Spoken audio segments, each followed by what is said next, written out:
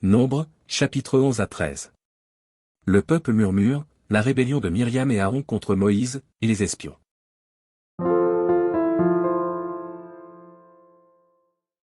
Chapitre 11. Le peuple murmura et cela déplut aux oreilles l'Éternel. Lorsque l'Éternel l'entendit, sa colère s'enflamma, le feu de l'Éternel s'alluma parmi eux, et dévora l'extrémité du camp. Le peuple cria à Moïse. Moïse pria l'Éternel, et le feu s'arrêta. On donna à ce lieu le nom de Tabéhéra, parce que le feu de l'Éternel s'était allumé parmi eux. Le ramassis de gens qui se trouvaient au milieu d'Israël fut saisi de convoitise, et même les enfants d'Israël recommencèrent à pleurer et dire, « Qui nous donnera de la viande à manger ? Nous nous souvenons des poissons que nous mangions en Égypte, et qui ne nous coûtaient rien, des concombres, des melons, des poireaux, des oignons et des os. Maintenant, notre âme est desséchée, plus rien. Nos yeux ne voient que de la manne. » La manne ressemblait à de la graine de coriandre, et avait l'apparence du délium. Le peuple se dispersait pour la ramasser, il la broyait avec des meules, ou la pilait dans un mortier, il la cuisait au pot, et en faisait des gâteaux. Elle avait le goût d'un gâteau à l'huile. Quand la rosée descendait la nuit sur le camp, la manne y descendait aussi. Moïse entendit le peuple qui pleurait, chacun dans sa famille et à l'entrée de sa tente. La colère de l'Éternel s'enflamma fortement. Moïse fut attristé, et il dit à l'Éternel, « Pourquoi affliges-tu ton serviteur, et pourquoi n'ai-je pas trouvé grâce à tes yeux, que tu aies mis sur moi la charge de tout ce peuple? Est-ce moi qui ai conçu ce peuple? Est-ce moi qui l'ai enfanté, pour que tu me dises, porte-le sur ton sein, comme le nourricier porte un enfant, jusqu'au pays que tu as juré à ses pères de lui donner? Où prendrai-je de la viande pour donner à tout ce peuple? Car ils pleurent auprès de moi, en disant, donne-nous de la viande à manger. Je ne puis pas, à moi seul, porter tout ce peuple, car il est trop pesant pour moi. Plutôt que de me traiter ainsi, tue-moi, je te prie, si j'ai trouvé grâce à tes yeux, et que je ne vois pas mon malheur. L'Éternel dit à Moïse, assemble auprès de moi 70 hommes des anciens d'Israël, de ceux que tu connais comme anciens du peuple et ayant autorité sur lui, amène-les à la tente d'assignation, et qu'ils s'y présentent avec toi. Je descendrai, et là je te parlerai, je prendrai de l'esprit qui est sur toi, et je le mettrai sur eux, afin qu'ils portent avec toi la charge du peuple, et que tu ne la portes pas à toi seul.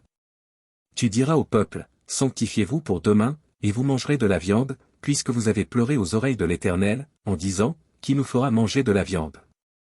Car nous étions bien en Égypte. L'Éternel vous donnera de la viande, et vous en mangerez.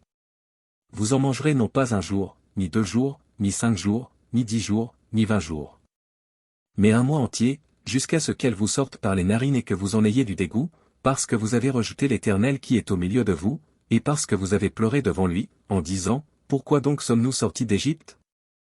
Moïse dit, 600 000 hommes de pied forment le peuple au milieu duquel je suis, et tu dis, je leur donnerai de la viande, et ils en mangeront un mois entier.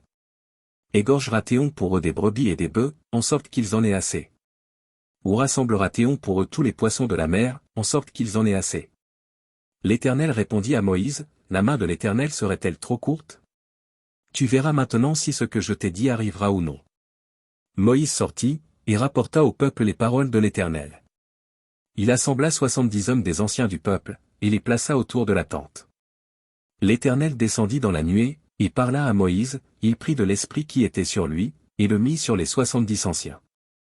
Et dès que l'esprit reposa sur eux, ils prophétisèrent, mais ils ne continuèrent pas. Il y eut 2 hommes, l'un appelé Eldad, et l'autre Médad, qui étaient restés dans le camp, et sur lesquels l'esprit reposa, car ils étaient parmi les inscrits, quoiqu'ils ne fussent point allés à la tente, et ils prophétisèrent dans le camp. Un jeune garçon courut l'annoncer à Moïse, et dit, Eldad et Médad prophétisent dans le camp. Et Josué, fils de Nun, serviteur de Moïse depuis sa jeunesse, prit la parole et dit, Moïse, mon Seigneur, empêche-les. Moïse lui répondit, es-tu jaloux pour moi? Puisse tout le peuple de l'Éternel être composé de prophètes, et veuille l'Éternel mettre son esprit sur eux. Et Moïse se retira au camp, lui et les anciens d'Israël. L'Éternel fit souffler de la mer un vent, qui amena des cailles, et les répandit sur le camp, environ une journée de chemin d'un côté et environ une journée de chemin de l'autre côté, autour du camp. Il y en avait près de 2 coudées au-dessus de la surface de la terre. Pendant tout ce jour et toute la nuit, et pendant toute la journée du lendemain, le peuple se leva et ramassa les cailles, celui qui en avait ramassé le moins en avait 10 homères. Ils les étendirent pour eux autour du camp. Comme la chair était encore entre leurs dents sans être mâchée, la colère de l'Éternel s'enflamma contre le peuple, et l'Éternel frappa le peuple d'une très grande plaie. On donna à ce lieu le nom de Kibroth-Hattaava, parce qu'on y enterra le peuple que la convoitise avait saisi. De Kibroth-Hattaava le peuple partit pour Hatséroth, et il s'arrêta à Hatséroth. Chapitre 12. Marie et Aaron parlèrent contre Moïse au sujet de la femme éthiopienne qu'il avait prise, car il avait pris une femme éthiopienne. Ils dirent, est-ce seulement par Moïse que l'Éternel parle? N'est-ce pas aussi par nous qu'il parle? Et l'Éternel l'entendit. Or, Moïse était un homme fort patient, plus qu'aucun homme sur la face de la terre. Soudain l'Éternel dit à Moïse, à Aaron et à Marie, allez, vous trois, à la tente d'assignation. Et ils y allèrent tous les trois. L'Éternel descendit dans la colonne de nuée, et il se tint à l'entrée de la tente. Il appela Aaron et Marie, qui s'avancèrent tous les deux. Et il dit, écoutez bien mes paroles. Lorsqu'il y aura parmi vous un prophète, c'est dans une vision que moi, l'Éternel, je me révélerai à lui, c'est dans un songe que je lui parlerai. Il n'en est pas ainsi de mon serviteur Moïse. Il est fidèle dans toute ma maison. Je lui parle bouche à bouche, je me révèle à lui sans énigme, et il voit une représentation de l'Éternel. Pourquoi donc n'avez-vous pas craint de parler contre mon serviteur, contre Moïse? La colère de l'Éternel s'enflamma contre eux. Et il s'en alla. La nuée se retira de dessus la tente. Et voici, Marie était frappée d'une lèpre, blanche comme la neige. Aaron se tourna vers Marie, et voici, elle avait la lèpre. Alors Aaron dit à Moïse, de grâce, mon Seigneur, ne nous fais pas porter la peine du péché que nous avons commis en insensé, et dont nous nous sommes rendus coupables. Oh! Qu'elle ne soit pas comme l'enfant mort-né, dont la chair est à moitié consumée quand il sort du sein de sa mère. Moïse cria à l'Éternel, en disant, ô Dieu, je te prie, guéris-la. Et l'Éternel dit à Moïse, si son père lui avait craché au visage, ne serait-elle pas pendant 7 jours un objet de honte? Qu'elle soit enfermée 7 jours en dehors du camp, après quoi, elle y sera reçue. Marie fut enfermée 7 jours en dehors du camp, et le peuple ne partit point, jusqu'à ce que Marie y fût rentrée. Après cela, le peuple partit de Hatséroth, et il campa dans le désert de Paran. Chapitre 13. L'Éternel parla à Moïse, et dit. Envoie des hommes pour explorer le pays de Canaan, que je donne aux enfants d'Israël. Tu enverras un homme de chacune des tribus de leur père, tous seront des principaux d'entre eux.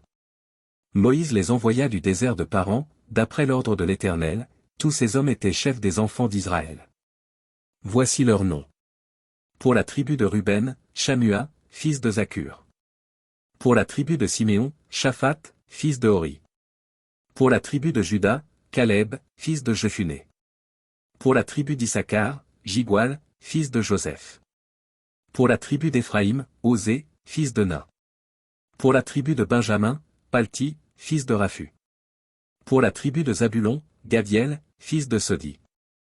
Pour la tribu de Joseph, la tribu de Manassé, Gadi, fils de Suzi.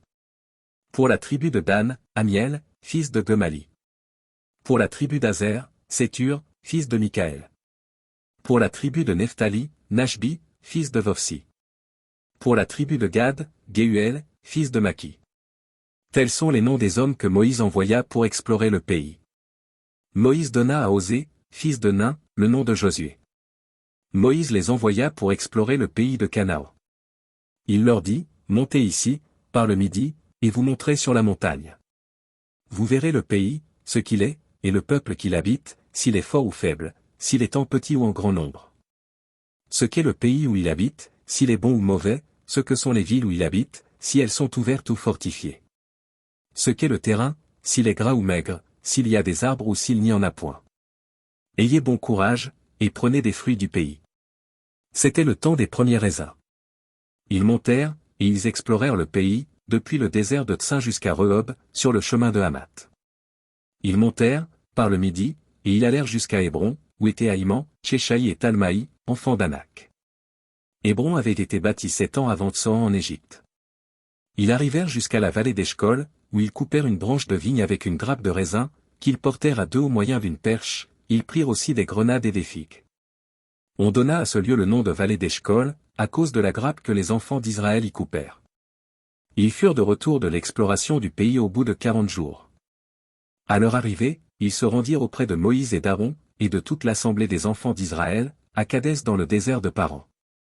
Ils leur firent un rapport, ainsi qu'à toute l'assemblée, et ils leur montrèrent les fruits du pays. Voici ce qu'ils racontèrent à Moïse, nous sommes allés dans le pays où tu nous as envoyés. À la vérité, c'est un pays où coule le lait et le miel, et en voici les fruits. Mais le peuple qui habite ce pays est puissant, les villes sont fortifiées, très grandes, nous y avons vu des enfants d'Anak. Les Amalécites habitent la contrée du Midi, les Étiens, les Jébusiens et les Amoréens habitent la montagne, et les Cananéens habitent près de la mer et le long du Jourdain. Caleb fit taire le peuple, qui murmurait contre Moïse. Il dit, montons, emparons-nous du pays, nous y serons vainqueurs. Mais les hommes qui y étaient allés avec lui dirent, nous ne pouvons pas monter contre ce peuple, car il est plus fort que nous. Et ils décrièrent devant les enfants d'Israël le pays qu'ils avaient exploré. Ils dirent, le pays que nous avons parcouru, pour l'explorer, est un pays qui dévore ses habitants, tous ceux que nous y avons vus sont des hommes d'une haute taille. Et nous y avons vu les géants, enfants d'Anak, de la race des géants, nous étions à nos yeux et aux leurs comme des sauterelles.